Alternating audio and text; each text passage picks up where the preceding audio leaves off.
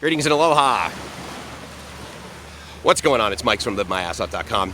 I'm here at Prachuap Khiri Khan on this amazing beach, you guys. This is exactly what I wanted to accomplish. I wanted to come here and I wanted to hang out on a beach and I wanted to go for a really, really long walk. And so that's what I'm doing.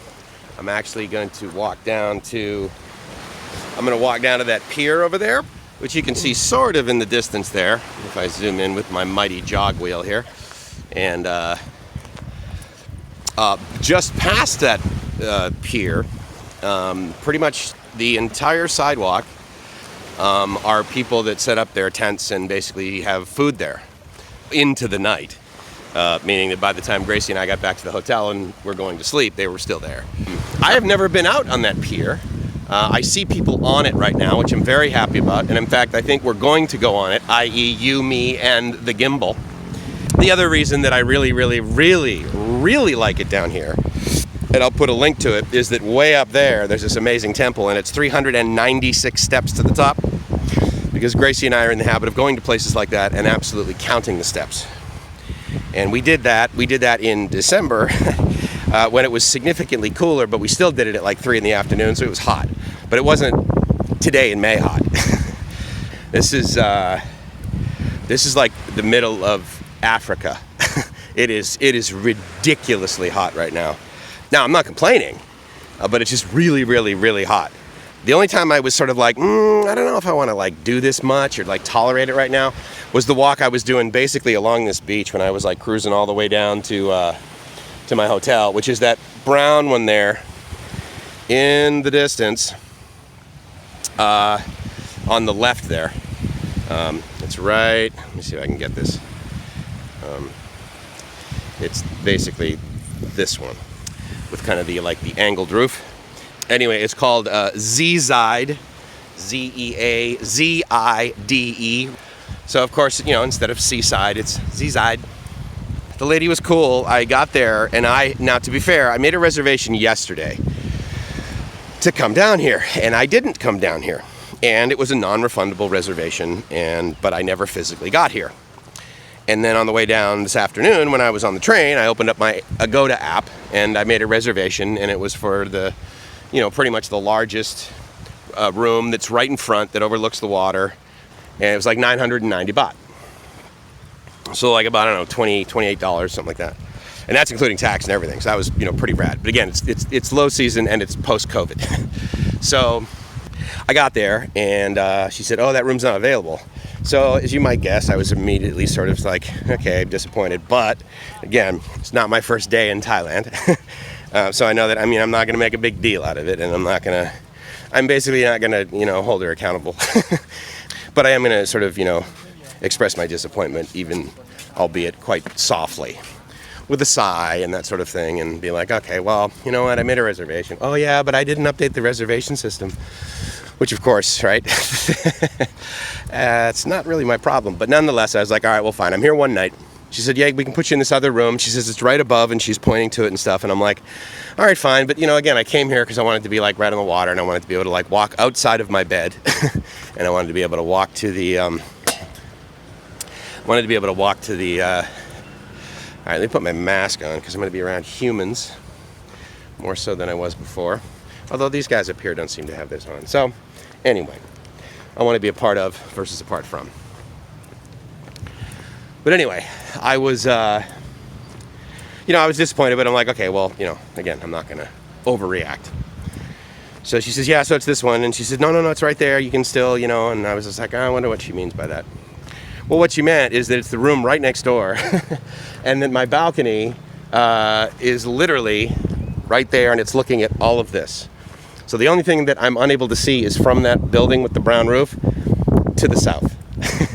Which means I'm able to see all of this, starting at about right there. I'm able to see from my balcony all of this. Okay, so I'm like, okay, well, it's going to be less, right? She says, yeah, it's 790 baht. So basically for about $23, I have this room that has an ocean view. And But the building is constructed in an odd way in the sense that the walls are concrete, but the pipes that are in the concrete walls, I swear they're like right next to the edge of the wall. So that like even when I run my water, or the person next to me, like the woman was cleaning the place, right? So she's got the water on and she's like cleaning the shower and stuff. And man, you can really hear the water running. And I'm like, God, that's kind of weird. But in any case, whatever. The point is that I am here. I got to come where I wanted to go. And I will tell you guys right now, that 6-hour train ride really wasn't that bad. Now again, like I've said before, you know, you guys on those live streams, you know, you're keeping me sane. So now there's a guy that takes his fishing really seriously. He's like, dude, I've got to get to the spot. It's like those guys that have like those, it almost looks like a speedboat, like it's got a 300 horsepower engine on the back, but it's like this flat boat because you got to get to the fishing spot really fast. And then they have this like 1 horsepower electric motor on the front so they can troll once they get there. Anyway, I was really stoked that we were able to do the live stream as long as we could. I think we did 4.5, if not 5.5 hours, something like that. I was very pleased with that. That definitely exceeded my expectations. By the time we were done, I basically just took the remaining hour and I just sat there and I stared at life going by in the train. And it was really, really nice. It was nice to, I don't know, it was a really pleasant experience. Now, as I got down here and I got closer and closer and closer, then, you know, I mean, again, I'm going to the beach, right? So I'm willing to kind of, you know, suffer through some stuff because I'm like, yeah, but dude, I'm going to the beach. Like, this is the result of me having to sit through a 6-hour train ride. And I got to tell you guys, you know what? Here's the craziest thing. This rarely happens to Thai trains. This thing got here 1 minute early. That is amazing. Usually it's 1 hour late. So I was really, really impressed. I've been wanting to come out on this pier ever since Gracie and I first came here. I'm not around any humans, so that's kind of nice. I think I'm going to dismount for right now. I'm really happy to be here. It smells really good right here. And I really love that. Life, as I mentioned before briefly, and I think a video that I did, when Gracie and I were coming back from Bang Krachao. And it was just a simple statement, but it's one that you listen to it a couple times because when you're editing, you sort of listen to the same section more than maybe you'd like to get it right, in air quotes. But the point is that one of the statements I made is that life is just better on the water, provided it's warm. Because if it was, if it was this picturesque, but it was even 10 degrees Celsius, let alone 10 degrees Fahrenheit, which of course that occurs in Boston, then I would not be as happy. Ambient temperature is one of the things that really help my mood, as is ambient light. But for me, those are things that they are priceless, truly. I have a lot of things to be grateful for. And being able to come here and being able to stay here through all of this nonsense that is going on globally right now, that we're absolutely powerless over. And I think the powerlessness over it, I think, a lot of people will be like, okay, yeah, I'm powerless over it. I try to accept it as best I can and change what I can, change the things that I can, and have the wisdom to know the difference between those two things, right? Maybe you've heard that prayer before. Reinhold Niebuhr.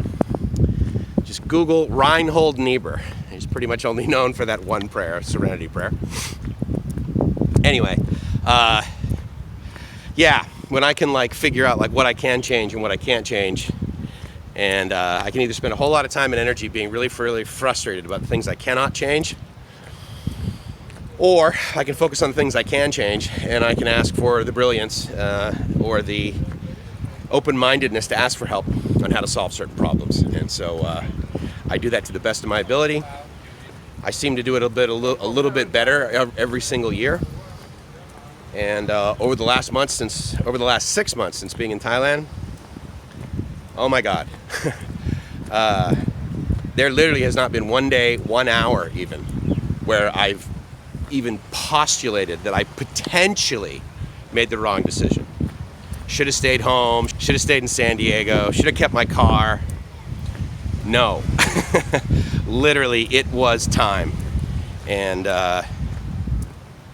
so anyway, so I'm down here at the beach where I have gratitude attacks. Now, okay, and here's the real bummer. You guys don't have smell-o-vision. It smells awesome over there. So I am going to head over there, and I'm going to get probably about 7 times the volume of food that I absolutely need. But